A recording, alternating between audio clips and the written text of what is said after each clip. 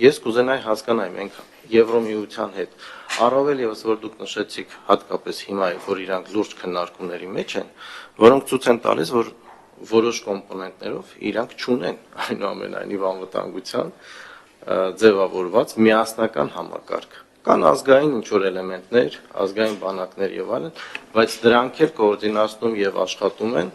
Եվրոմիությունից դուրս դեռևս, անցած անգամ էլ դա նշեցի, ՆԱՏՕ-ի շրջանակներում Եվրոմիության անդամ պետությունները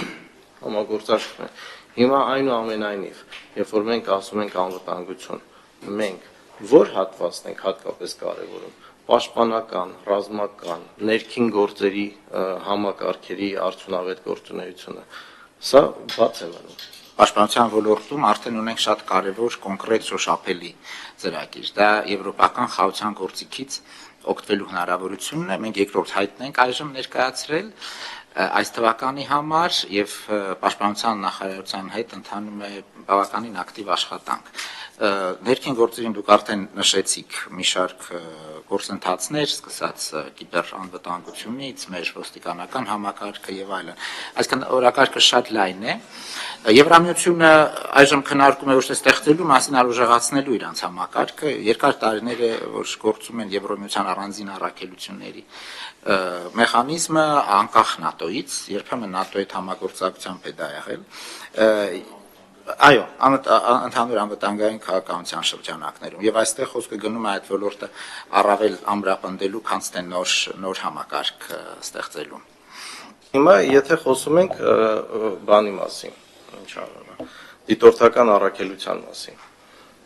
Ամսի 29 փետրվարի դիտորդական առաքելության 2 տարվա նոր մանդատը մտնում է ուժի մեջ, 2 շաբաթ հետո պարզվում է, որ Հայաստանի Հանրապետությունը Ադրբեջանի հետ համաձայնեցնում է մի դրույթ, ըստ որի այդ առաքելության գոյությունը սահմանի վրա անհրաժեշտություն չի ունենալու։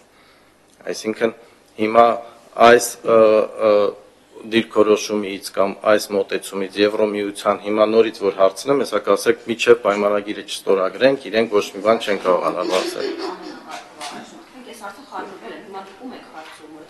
Ես արձագանքում եմ ասածին։ Չէ, իմ արձագանքին չէ, Գևորգյան, ավարտեք ձեր խոսքը։ Հռետորական են իմ հարցը։ Շատ լավ։ Հռետորական են իմ հարցը։ Այսինքն ես այս վրդովմունք չեմ հասկանում, այսինքն դուք կարաք արձագանքեք իմ ասածին հարցադրումներ անեք, ես ձեր ասածին չեմ կարող արձագանքեմ ու հռետորական։ Տիկին Ղազարյան, իհարկե բնավորել է նաև կանոնակարգով